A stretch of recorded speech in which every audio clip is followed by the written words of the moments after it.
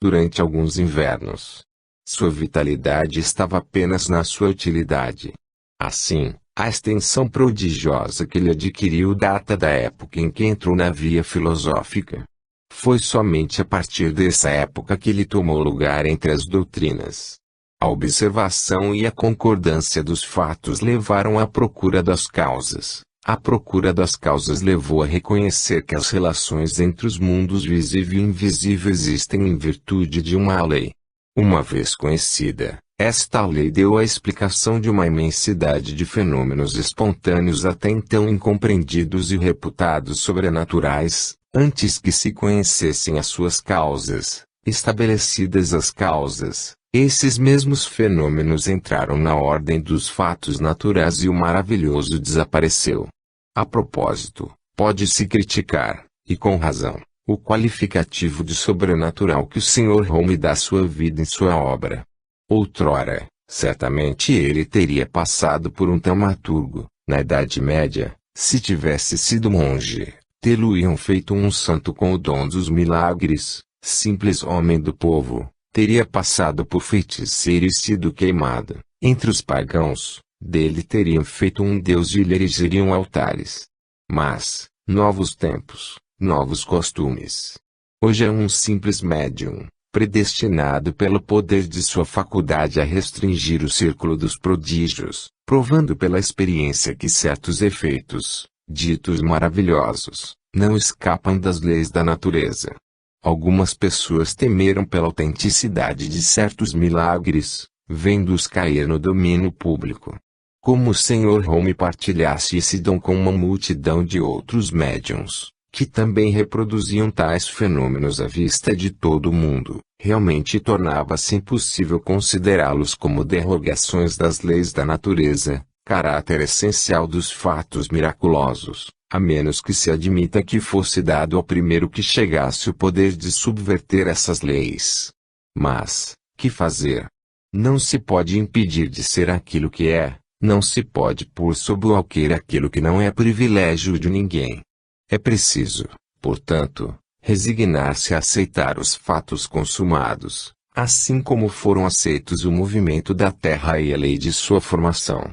Se o Sr. Home tivesse sido o único no gênero, morto ele, poderiam negar o que fez, mas como negar fenômenos tornados vulgares pela multiplicidade e pela perpetuidade dos médiuns, que surgem diariamente em milhares de famílias, em todos os pontos do globo.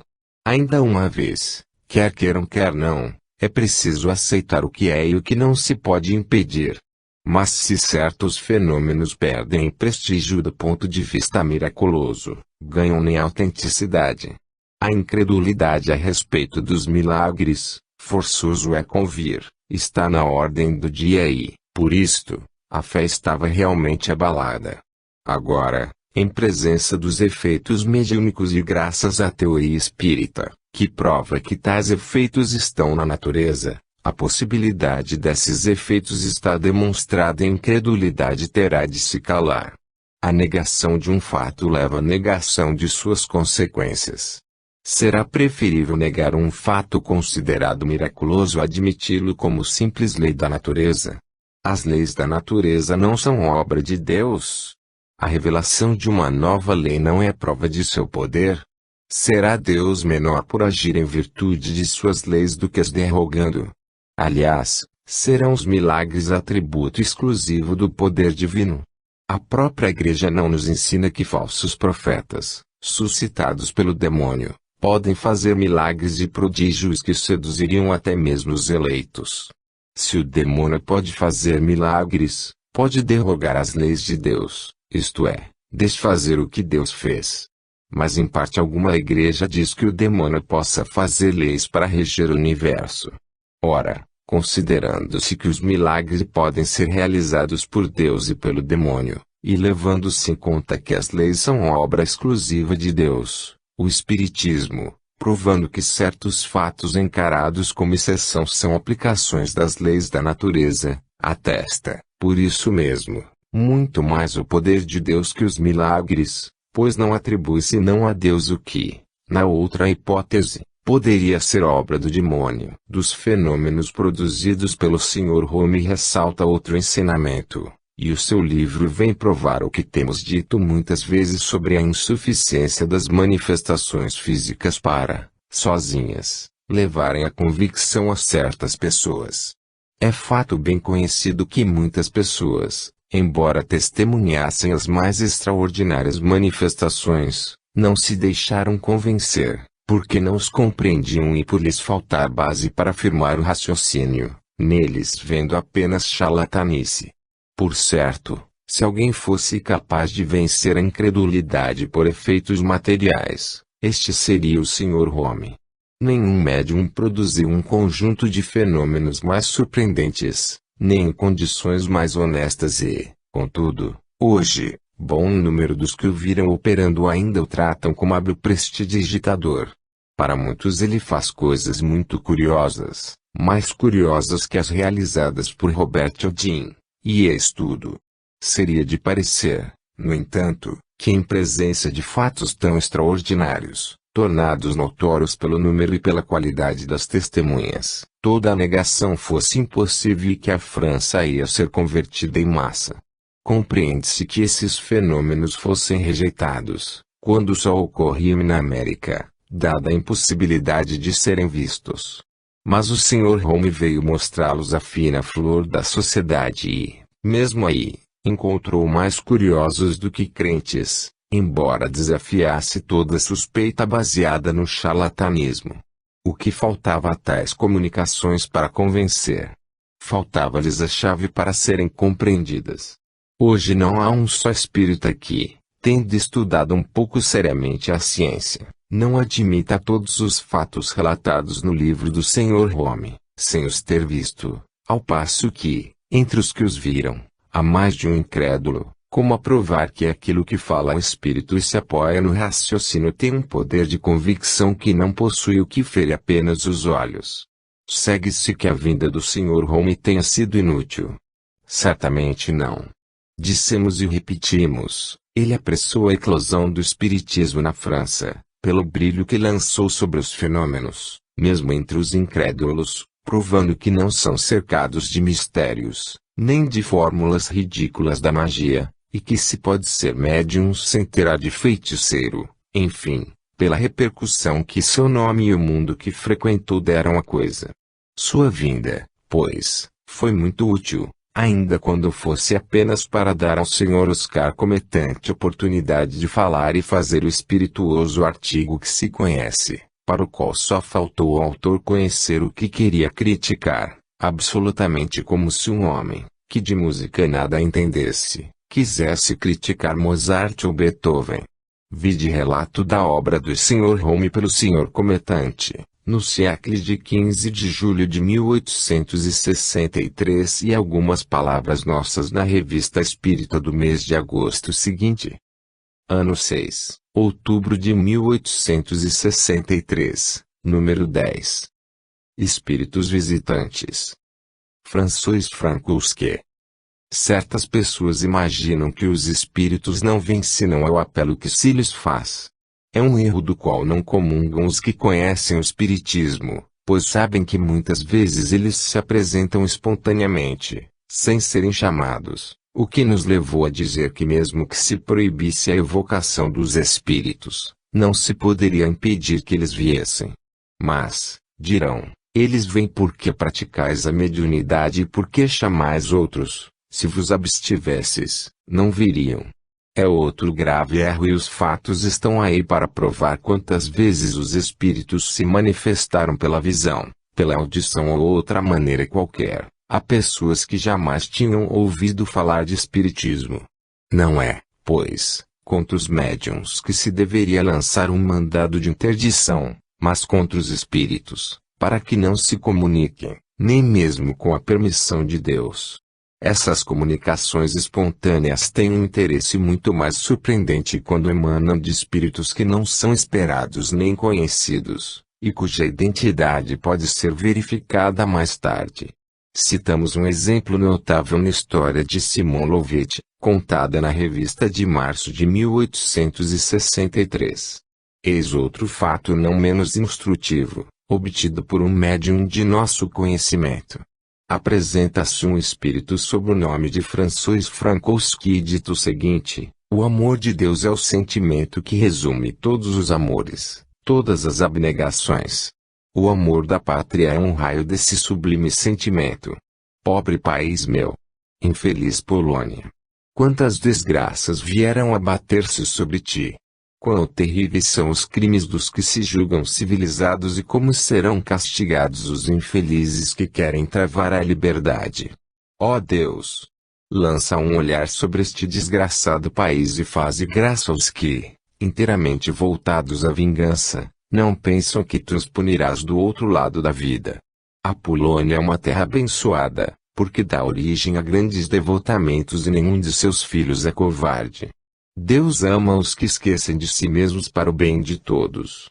É em recompensa do devotamento dos poloneses do que lhe fará graça e seu jugo será quebrado. Morri vítima de nossos opressores, execrados por todos os nossos. Eu era jovem, tinha 24 anos, minha pobre mãe está morrendo de dor, por ter perdido tudo que amava neste mundo, seu filho.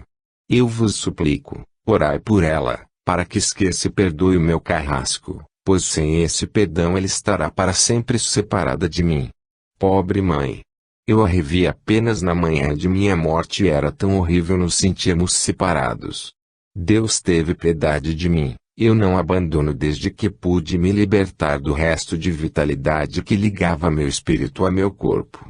Venho a vós porque sei que orareis por ela, ela que é tão boa, geralmente tão resignada e, no entanto, tão revoltada contra Deus desde que não estou mais lá.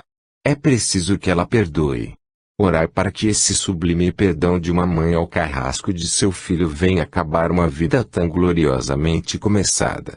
Adeus. Orareis, pois não? François Frankowski, o médium, jamais tinha ouvido falar de tal pessoa e julgava que talvez tivesse sido alvo de uma mistificação, quando, alguns dias depois, recebeu diversas peças de linho que tinha encomendado, enroladas num pedaço do Petit Journal de 7 de julho último. Maquinalmente o percorreu e, sob a rubrica de execuções capitais, leu um artigo que começava assim: encontramos curiosos detalhes sobre a execução de um jovem polonês, prisioneiro dos russos. Frankowski era um rapaz de 24 anos. Ainda tem pais, que, inclusive, tinham recebido licença para o visitar na prisão. Como não tinha sido pego de armas na mão, foi condenado à forca pelo Conselho de Guerra. Assisti à execução e não posso pensar sem emoção nesse acontecimento terrível. Segue-se o relato detalhado da execução e dos últimos momentos da vítima, morta com a coragem do heroísmo. Aos que negam as manifestações, e seu número diminui cada dia, aos que atribuem as comunicações mediúnicas à imaginação, ao reflexo do pensamento, mesmo inconsciente, perguntamos de onde podia vir ao médium a intuição do nome de Frankowski, a idade de 24 anos, a mãe vindo ver o filho na prisão, do fato, numa palavra, que desconhecia de modo absoluto e do qual até duvidava, e cuja confirmação foi encontrar num pedaço de jornal que enrolava um pacote. E que o fragmento de jornal fosse exatamente o que contém o relato. Direis, sim, foi o acaso. Que o seja, para vós, que não vedes em tudo senão acaso, mas, e o resto? Aos que pretendam proibir as comunicações sob pretexto de que procedem do diabo, ou qualquer outro, perguntamos se existe algo de mais belo, mais nobre, mais evangélico que a alma desse filho que perdoa ao seu carrasco, que suplica a sua mãe que também o perdoe, que dá esse perdão como condição de salvação. E por que vem ele a esse médium, que não conhecia, mas a quem, mais tarde, dá irresistível prova de identidade? Para lhe pedir que ore, a fim de que sua mãe perdoe. E dizeis que isto é a linguagem do demônio. Ah! Como seria bom se todos os que falassem em nome de Deus o fizessem do mesmo modo. Tocaria mais corações do que com anatemas e maldições. Ano 6, novembro de 1863, Número 11. Pastoral do Sr. Bispo de Argel contra o Espiritismo. Em data de 18 de agosto último, o Sr. Bispo de Argel publicou uma brochura dirigida aos senhores cures de sua diocese, sob o título de Carta Circular e Pastoral sobre a Superstição dita Espiritismo. Citamos as passagens seguintes, acompanhadas de algumas observações. Tínhamos pensado em adicionar modesta página a esses luminosos anais, exprobrando, das alturas do bom senso e da fé, como merece ser, o Espiritismo, que, tirado da mais velha e mais grosseira idolatria, vem abater-se sobre a Argélia. Pobre colônia! Após tão cruéis provas, ainda lhe era necessária uma deste gênero. Pobre colônia! Com efeito, não seria ela muito mais próspera se, em vez de tolerarem e protegerem a religião dos nativos, houvessem transformado suas mesquitas e sinagogas em igrejas e não tivessem detido o zelo do proselitismo? É verdade que a Guerra Santa, guerra de extermínio como a das Cruzadas, duraria ainda, que centenas de milhares de soldados teriam perecido, que, talvez, tivéssemos sido forçados a abandoná-la. Mas que é isto quando se trata do triunfo da fé? Ora, eis aqui um outro flagelo, o Espiritismo, que, em nome do Evangelho vem proclamar a fraternidade entre os diferentes cultos e cimentar a união, inscrevendo em sua bandeira, fora da caridade não há salvação. Mas considerações diversas, Sr. Cura, nos detiveram até hoje. A princípio hesitávamos em revelar esta vergonha nova, que se vem somar a tantas misérias, exploradas com amarga ironia pelos inimigos de nossa cara e nobre Argélia. Por outro lado, sabemos que o Espiritismo quase não penetrou entre nós senão em certas cidades, onde os desocupados se contam em maior números, onde a curiosidade, incessantemente excitada, se repasta avidamente de tudo quanto se apresenta com caráter de novidade, onde a necessidade de brilhar e de se distinguir da multidão nem sempre é estranha, mesmo a inteligências de maior ou menor alcance, ao passo que o maior número de nossas pequenas cidades e do nosso campo ignoram e, por certo, nada tem a perder com isto, até o nome bizarro e pretensioso de espiritismo. Enfim, pensamos que tais práticas jamais são destinadas a uma vida longa, porque a desilusão logo vem para os escândalos da imaginação, que morrem quase sempre de sua própria vergonha. Assim aconteceu com as trapalhices de Cagliostro e de Mesmer, assim se acalmou o furor das mesas girantes, sem deixar na retaguarda senão o ridículo de seus arrastamentos e de suas lembranças. Se o próprio nome do Espiritismo é desconhecido na maioria das pequenas cidades e nos campos da Argélia, a carta circular do Sr. Bispo de Argel, espalhada em profusão, é um excelente meio de torná-lo conhecido, excitando a curiosidade que, por certo, não será detida pelo temor do diabo. Tal foi o efeito, bem comprovado, de todos os sermões pregados contra o Espiritismo que, de notória publicidade, contribuíram poderosamente para multiplicar os adeptos. A circular do Sr. Bispo de Argel terá efeito contrário. É mais que duvidoso. Lembramo-nos sempre desta palavra profética, tão bem realizada, de um espírito a quem perguntávamos, há 2 anos, por que meio o Espiritismo penetraria nos campos. Ele nos respondeu, pelos padres. Voluntária ou involuntariamente. A princípio involuntariamente, mais tarde, voluntariamente. Lembramos ainda, quando da nossa primeira viagem a Lyon, em 1860, que os espíritas ali eram apenas algumas centenas. Naquele mesmo ano um sermão virulento foi pregado contra eles e nos escreveram, mais 2 ou 3 sermões como este e logo seremos decuplicados. Ora, como todos sabem, os sermões não têm faltado naquela cidade, e o que todos sabem, também, é que no ano seguinte havia 5 ou 6 mil espíritas, contando-se mais de 30.000 deles 2 anos mais tarde. Pobre cidade de Lyon! O que se sabe ainda é que a maioria dos adeptos se encontra entre os operários, que auriram nesta doutrina força para suportar pacientemente as rudes provas que atravessavam, sem buscar na violência e na expoliação necessário que lhes faltava, é que hoje eu creio na justiça de Deus, já que não creio na dos homens, é que compreendem a palavra de Jesus, meu reino não é deste mundo.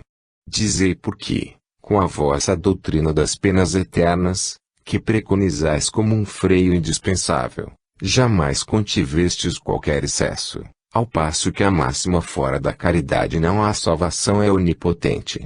Queira Deus que jamais tenhais necessidade de vos colocardes sob sua égide.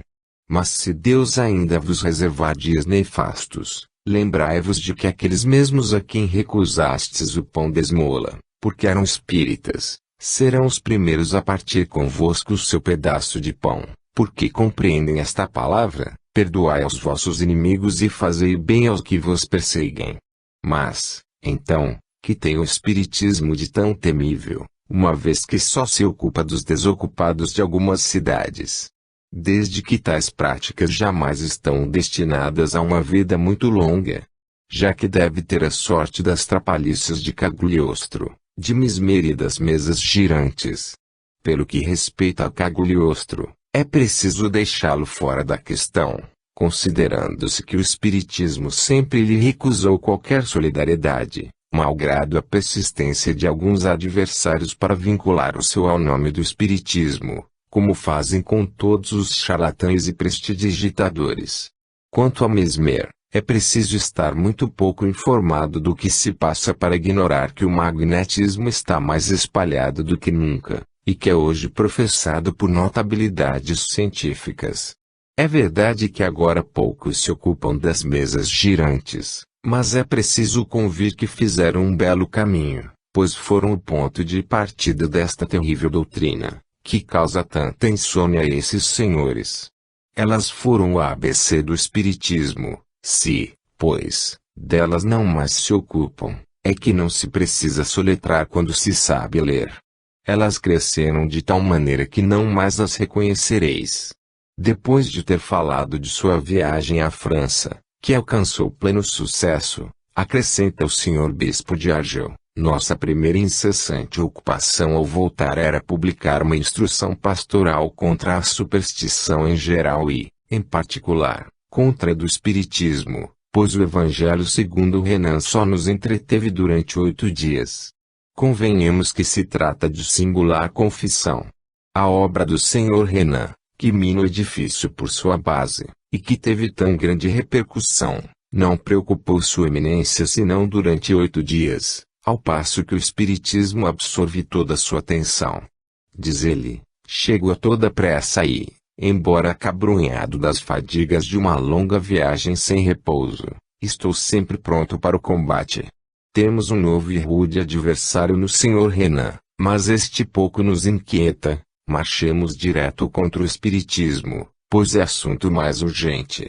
É uma grande honra para o espiritismo, pois é reconhecer que é muito mais temível e não o pode ser senão com a condição de ser lógico. Se não tivesse nenhuma base séria, como pretende o Sr. Bispo, para que serviria esse aparato de forças? Já se viu dar tiros de canhão numa mosca que voa. Quanto mais violentos os meios de ataque, tanto mais exaltada é sua importância. Eis porque não nos lastimamos.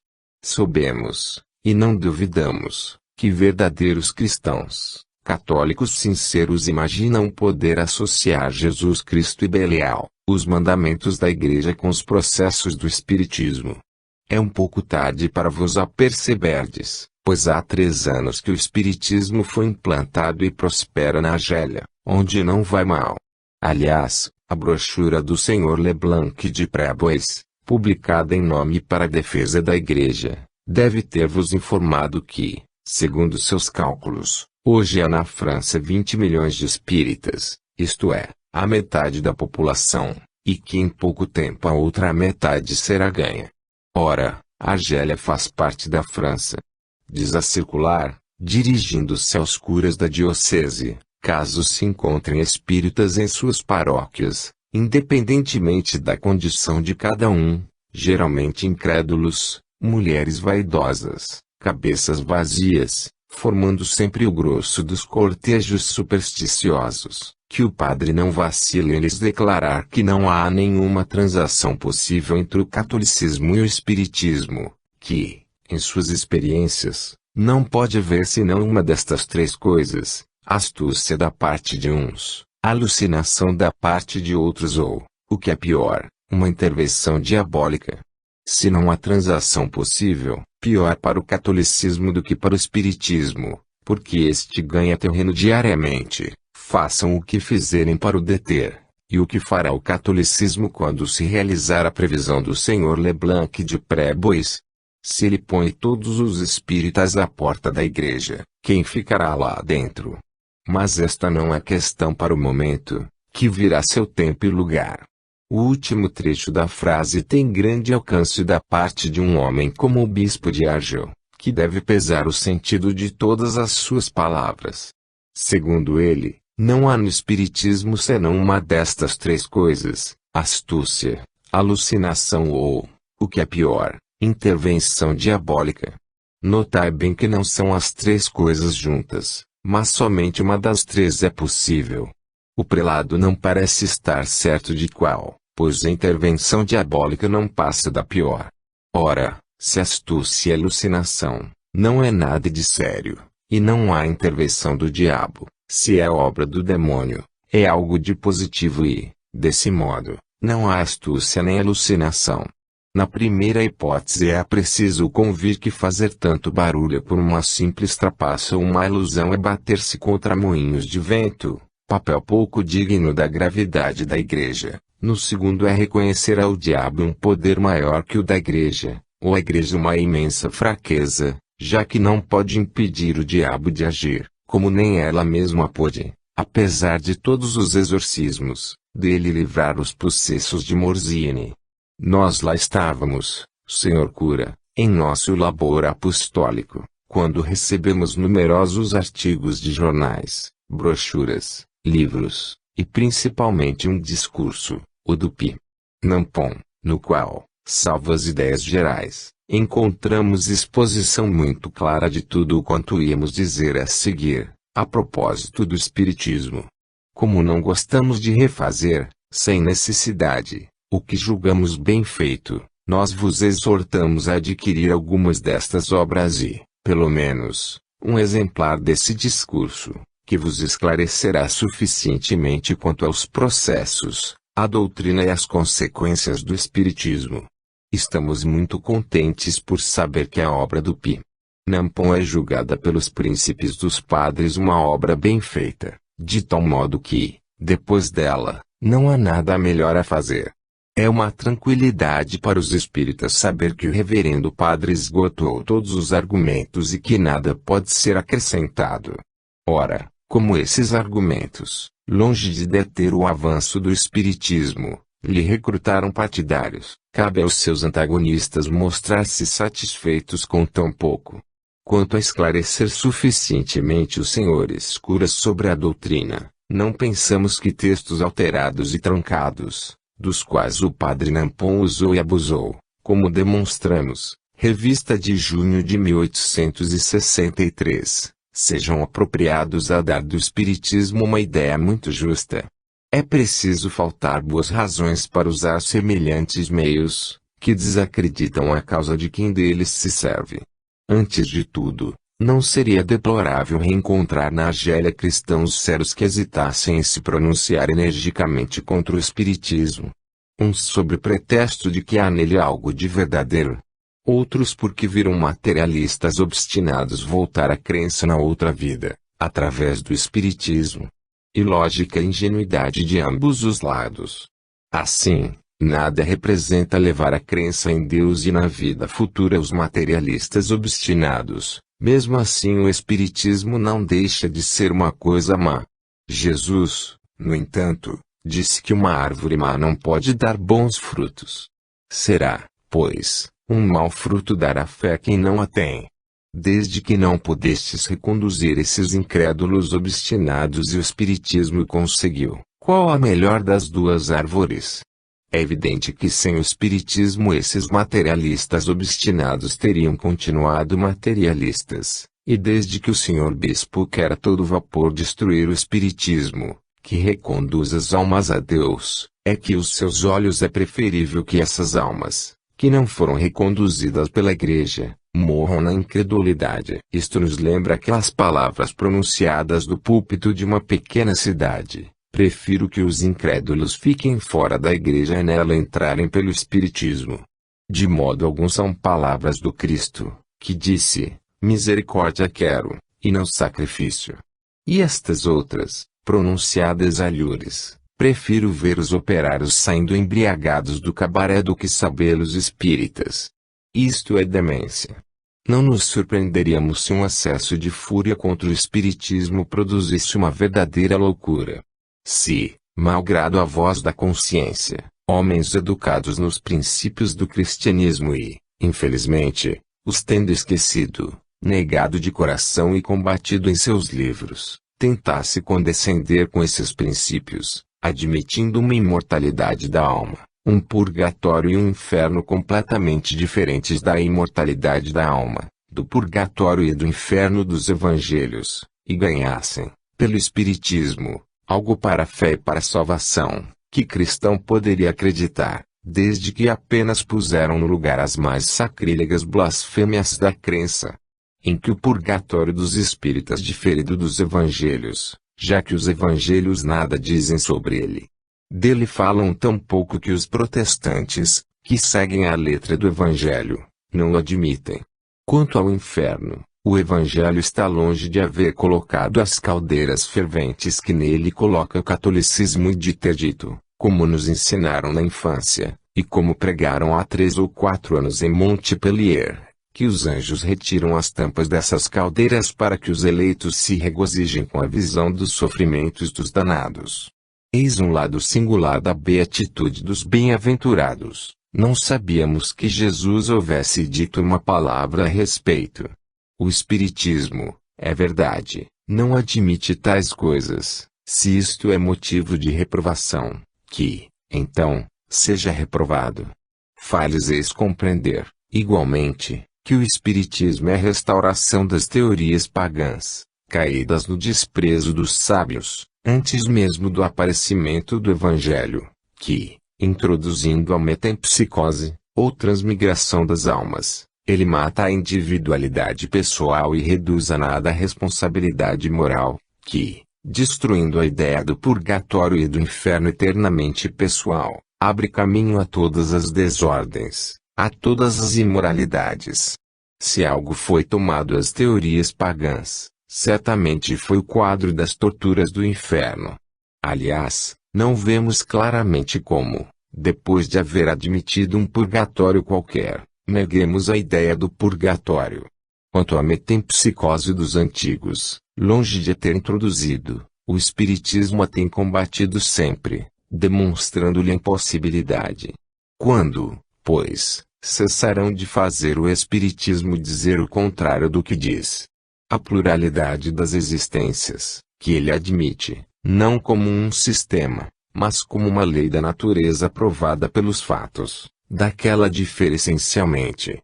Ora, contra uma lei da natureza, que é necessariamente obra de Deus, não há sistema que possa prevalecer, nem anátemas que a possam anular, assim como não anularam o movimento da Terra e os períodos da criação. A pluralidade das existências, o renascimento, se quiser, é uma condição inerente à natureza humana, como a de dormir, e necessária ao progresso da alma. É sempre lamentável quando uma religião se obstina em ficar na retaguarda dos conhecimentos adquiridos, porque chega um momento em que, ultrapassada pela onda irresistível das ideias, ela perde o seu crédito e a sua influência sobre todos os homens instruídos. Julgar-se comprometida pelas ideias novas é confessar a fragilidade de seu ponto de apoio. É pior ainda quando se alarma diante do que chamam a utopia. É uma coisa curiosa, realmente, ver os adversários do Espiritismo esgrimindo para dizer que é um sonho vazio, sem alcance e sem vitalidade, e incessantemente gritar fogo. Segundo a máxima, Reconhece-se a qualidade da árvore pelo seu fruto. A melhor maneira de julgar as coisas é estudar os seus efeitos. Se, pois, como pretendem, a negação do inferno eternamente pessoal abre caminho a todas as desordens e a todas as imoralidades, segue-se que, primeiro, a crença nesse inferno abre caminho a todas as virtudes. Segundo, quem quer que se entregue a atos imorais não teme as penas eternas, e se não as teme é porque nelas não crê. Ora, quem deve nele crer melhor do que os que as ensinam? Quem deve estar penetrado desse medo, impressionado pelo quadro dos tormentos sem fim, mais do que os que, noite e dia, são embalados nesta crença? Onde esta crença e este medo deveriam estar em toda a sua força? Onde deveria haver mais moderação e moralidade, senão no próprio seio da catolicidade? Se todos os que professam esse dogma e dele fazem uma condição de salvação estivessem isentos de reproches, certamente suas palavras teriam mais peso. Mas quando se vê então escandalosas desordens entre os mesmos que pregam o medo do inferno, forçoso é concluir que não acreditam no que pregam. Como esperam convencer os que se inclinam à dúvida? Matam o dogma por seu próprio exagero e por seu exemplo. A julgar por seus frutos, o dogma das penas eternas não os dá bons, prova de que a árvore é má, e entre esses maus frutos é preciso colocar o imenso número de incrédulos que ele faz diariamente. A igreja nele se agarra como numa corda de salvação, mas a corda está tão gasta, que em breve deixará o barco à deriva. Se alguma vez a igreja periclitar, será pelo absolutismo de seus dogmas do inferno, das penas eternas e da supremacia que ela confere ao diabo neste mundo. Se não se pode ser católico sem acreditar nesse inferno e na danação eterna, forçoso é reconhecer, a partir de hoje, que o número dos verdadeiros católicos está singularmente reduzido, e que mais de um pai da igreja pode ser considerado como manchado de heresia. Não será inútil acrescentar, senhor cura, que a paz das famílias é gravemente perturbada pela prática do espiritismo, que um grande número de cabeças por ele já perderam o senso e que as casas de alienados da América, Inglaterra e França regurgitam, desde já, por suas numerosas vítimas, de tal sorte que se o espiritismo propagasse suas conquistas, seria necessário mudar o nome de sanatório para hospício. Se o senhor bispo de Argel tivesse colhido seus ensinamentos alhures, e não em fontes interessadas, teria sabido que são esses supostos loucos e não se teria rendido ao eco de uma história inventada pela má-fé, em que o ridículo ressalta do próprio exagero. Um primeiro jornal falou de 4 casos, que teriam sido constatados no hospício. Outro jornal, citando o primeiro, elevou a cifra para 40. Um terceiro, citando o segundo, elevou-a para 400 e acrescenta que vão ampliar o hospício. Todos os jornais hostis repetem até não mais poder esta história. Depois o senhor bispo de Argel, movido pelo zelo, retomando-a em sua base, aumenta ainda mais, dizendo que as casas de alienados da França, Inglaterra e América regurgitam de vítimas da nova doutrina. Coisa curiosa. Ele cita a Inglaterra, um dos países onde o espiritismo é menos espalhado e onde certamente há menos adeptos do que na Itália, na Espanha e na Rússia. Que uma brochura efêmera e sem importância, que um jornal pouco exigente quanto às fontes noticiosas que publica, adiantem um fato arriscado por necessidade de ofício, nada de admirar, embora seja imoral, mas um documento episcopal, com caráter oficial, só deveria conter coisas de uma autenticidade de tal modo comprovada, que deveria escapar até a suspeita de inexatidão, ainda que involuntária. Quanto à paz das famílias perturbadas pela prática do espiritismo, não conhecemos senão aqueles casos em que mulheres, ludibriadas por seus confessores, foram instigadas a abandonar o lar para se subtraírem às influências demoníacas trazidas por seus maridos espíritas. Em contrapartida, numerosos são os exemplos de famílias outrora separadas, cujos membros se reconciliaram depois dos conselhos de seus espíritos protetores e sob a influência da doutrina que, A exemplo de Jesus, prega a união, a concórdia, a doçura, a tolerância, o esquecimento das injúrias, a indulgência para com as imperfeições alheias e restabelece a paz onde reinava a cisânia. Ainda que é o caso de dizer que se julga a qualidade da árvore pelo seu fruto. É um fato confirmado que, quando há divisão das famílias, a cisão parte sempre do lado da intolerância religiosa. A carta pastoral termina pela seguinte ordenação: por estas razões, e invocado o Espírito Santo, prescrevemos e ordenamos o que se segue. Art. 1. A prática do espiritismo ou invocação dos mortos é proibida a todos e a cada um na diocese de Argel. Art.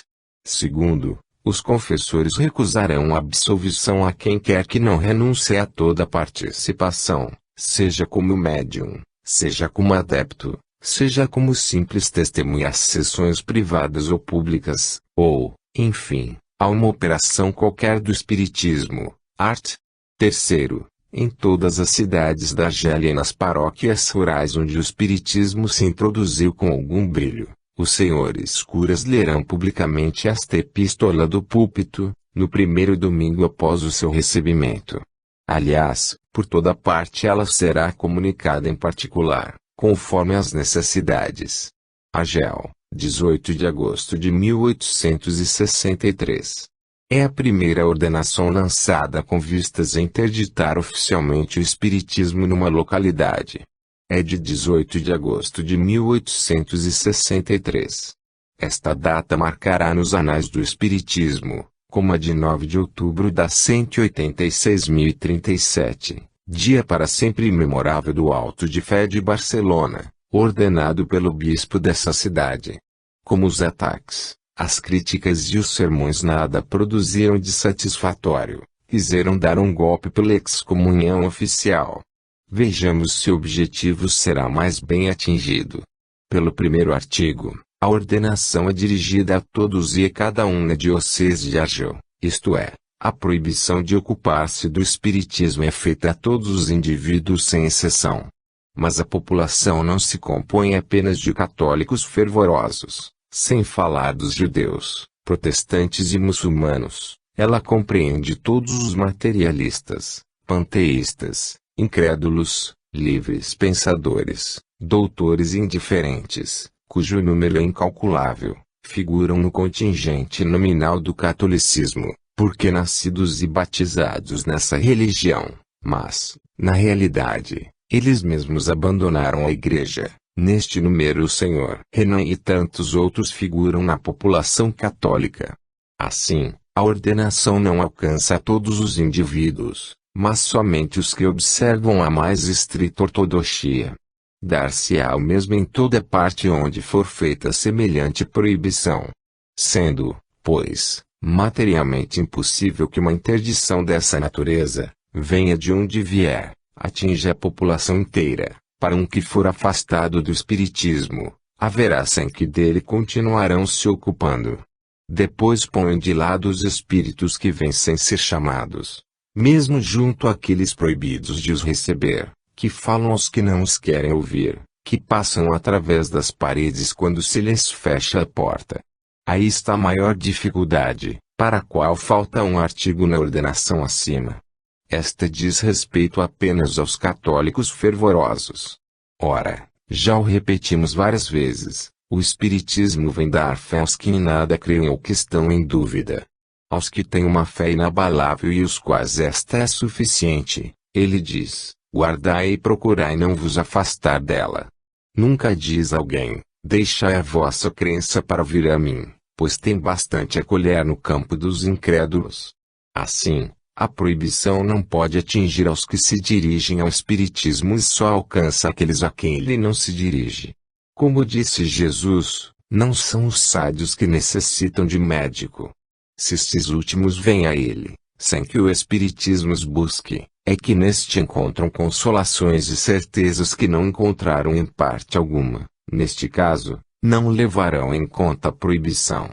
Eis quase 3 meses que foi dada esta ordenação e já podemos apreciar os seus efeitos. Desde o seu aparecimento, Mais de 20 cartas nos foram enviadas da Argélia, todas confirmando os resultados previstos. Veremos o que há no próximo número.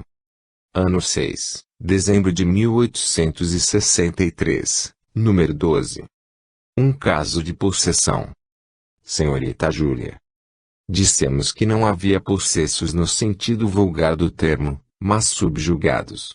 Queremos reconsiderar esta asserção, posta de maneira um tanto absoluta, já que agora nos é demonstrado que pode haver verdadeira possessão, isto é, substituição, embora parcial, de um espírito encarnado por um espírito errante.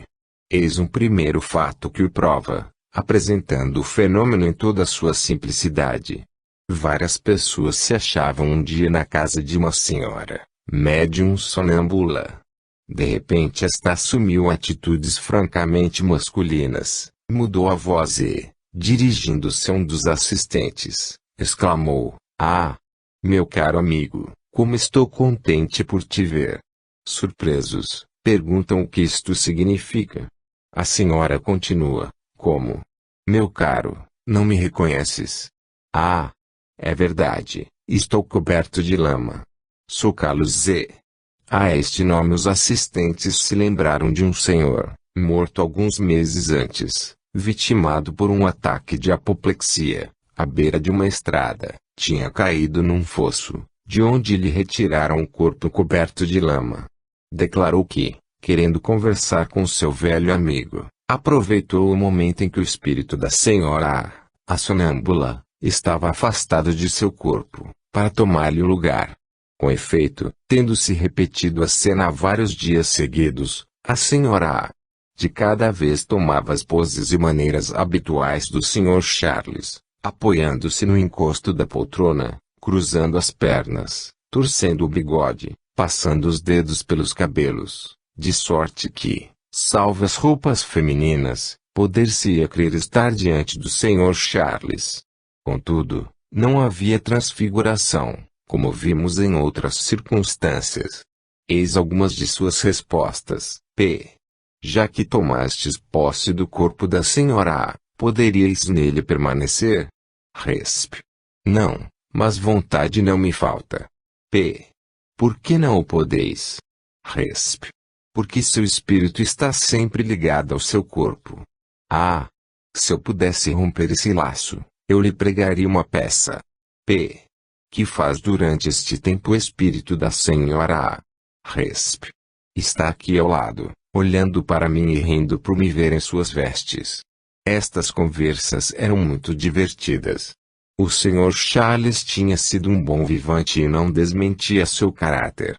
Entregue à vida material, era pouco adiantado como espírito, mas bom por natureza e benevolente. Apoderando-se do corpo da senhora A, não tinha qualquer intenção má, de sorte que aquela senhora nada sofria com a situação, a que se prestava de bom grado. É bom que se diga que ela não conhecera o Sr. Charles e não podia estar a par de suas maneiras. É ainda de notar que os assistentes não pensavam nele, a cena não foi provocada e ele veio espontaneamente. Aqui a possessão é evidente e ressalta ainda melhor dos detalhes, cuja enumeração seria demasiado longa, mas é uma possessão inocente e sem inconvenientes. Já o mesmo não ocorre quando se trata de um espírito maléfico e mal intencionado. Pode ter consequências tanto mais graves quanto mais tenazes são esses espíritos, o que muitas vezes se torna difícil livrar o paciente, do qual fazem sua vítima.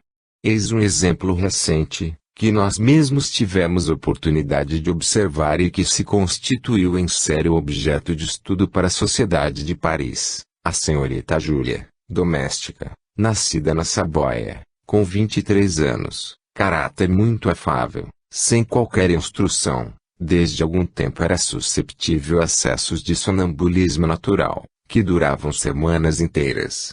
Nesse estado consagrava-se a seu trabalho habitual, sem que as pessoas estranhas desconfiassem de sua situação. Seu trabalho era até mais cuidadoso, sua lucidez, notável. Descrevia lugares e acontecimentos à distância com perfeita exatidão. Há cerca de 6 meses foi acometida de crises de caráter muito estranho, que sempre ocorriam no estado sonambúlico, o qual se tornara, de certo modo, seu estado normal. Contorcia-se e rolava pelo chão, como a se debater sob a opressão de alguém que a quisesse estrangular e, de fato, apresentava todos os sintomas do estrangulamento. Acabava vencendo esse ser fantástico, agarrava-o pelos cabelos, acabrunhava-o com golpes, injúrias e imprecações, apostrofando incessantemente com o nome de Fredegunda, infame regente, rainha impudica, criatura vil e manchada por todos os crimes, etc. Tripudiava como se a pisoteasse com raiva, arrancando-lhe as roupas e os adereços. Coisa bizarra, tomando-se ela própria por Fredegunda, golpeava-se repetidamente nos braços, no peito e no rosto, dizendo: toma, toma. É bastante infame, Fredegunda. Queres sufocar-me, mas não o conseguirás. Queres meter-te em minha caixa, mas eu te expulsarei dela. Minha caixa era o termo de que se servia para designar o seu corpo. Nada poderia pintar melhor o acento frenético com o qual, rangendo os dentes, ela pronunciava o nome de Fredegunda, nem as torturas que sofria nesses momentos. Um dia, para ver-se livre de sua adversária, tomou de uma faca e tentou ferir-se. Foi detida a tempo, evitando-se um acidente. Coisa não menos notável é que jamais tomou qualquer dos presentes por Fredegunda. A dualidade era sempre nela mesma e era contra si mesma que dirigia o seu furor quando o espírito estava nela, e contra um ser invisível quando dele ela se havia desembaraçado. Para os outros era meiga e benevolente, mesmo nos momentos do maior exasperação. Essas crises, verdadeiramente aterradoras, muitas vezes duravam horas e se repetiam várias vezes por dia. Quando acabavam por vencer Fredegunda, esta caía num estado de prostração e de acabrunhamento de que só saía pouco a pouco, mas que lhe deixava uma grande fraqueza e dificuldade de falar. Sua saúde estava profundamente alterada, nada podia comer e por vezes ficava 8 dias sem alimentar-se. Para ela as melhores iguarias tinham gosto horrível, levando-a a rejeitá-las. Dizia que era obra de Fredegunda, que a queria impedir de comer. Dissemos acima que a moça não recebeu qualquer instrução. Em Vigília jamais ouvira falar de Fredegunda, nem de seu caráter, nem do papel que representou. Ao contrário, em estado sonambúlico, sabe-o perfeitamente e diz ter vivido em seu tempo. Não era Bruneout, como ao princípio se supôs, mas outra pessoa, ligada à sua corte. Outra observação, não menos importante, é que, quando começaram as crises, a senhorita Júlia jamais se havia ocupado de espiritismo, cujo nome lhe era desconhecido. Ainda hoje, em Vigília, ela lhe é estranha e nele não crê. Só o conhece no estado sonambúlico, e somente depois que começou a ser cuidada. Assim, tudo quanto disse foi espontâneo. Diante de uma situação tão estranha, uns atribuem o estado dessa moça a uma afecção nervosa, outros a uma loucura de caráter especial, opinião que, à primeira vista, tinha uma aparência de realidade. Declarou um médico que, no estado atual da ciência, nada podia explicar semelhantes fenômenos, e que não via nenhum remédio. Todavia, pessoas experimentadas no espiritismo reconhecem sem dificuldade que ela estava sob o império de uma subjugação das mais graves, e que lhe poderia ser fatal. Sem dúvida, quem não a tivesse visto senão nos momentos de crise e só tivesse considerado a estranheza de seus atos e palavras, teria dito que era louca e lhe haveria infligido o tratamento dos alienados que, sem sombra de dúvida, teria provocado uma loucura verdadeira. Mas esta opinião deveria ceder diante dos fatos. No estado de vigília sua conversa é de uma pessoa de sua condição e em conformidade com a sua falta de instrução, sua inteligência chega a ser vulgar. Já no estado de sonambulismo o quadro se modifica completamente. Nos momentos de calma ela raciocina com muito senso, justeza e verdadeira profundidade. Ora, seria loucura singular esta que aumentasse a dose de inteligência e de julgamento. Só o espiritismo pode explicar essa aparente anomalia. No estado de vigília, sua alma ou espírito está comprimido por órgãos que lhe não permitem senão um desenvolvimento incompleto. No estado de sonambulismo, a alma, emancipada, está em parte liberta de seus laços e goza da plenitude de suas faculdades. Nos momentos de crise, suas palavras e atos são excêntricos somente para os que não creem na ação dos seres do mundo invisível. Vendo apenas o efeito, e não remontando a causa, eis porque todos os obsidiados, subjugados e possessos passam por loucos. Nos manicômios sempre houve, em todos os tempos, pretensos loucos dessa natureza e que seriam facilmente curados se não nos obstinássemos a neles ver apenas uma doença orgânica. Como, porém, a senhorita Júlia não tivesse recursos, uma família de verdadeiros e sinceros espíritas concordou em tomá-la a seu serviço, mas, na sua situação, ela deveria ser muito mais um estorvo do que uma utilidade, e era preciso um verdadeiro devotamento para cuidar dela. Mas essas pessoas foram bem recompensadas, primeiro pelo prazer de praticar uma boa ação, depois pela satisfação de haver contribuído poderosamente para sua cura, hoje completa.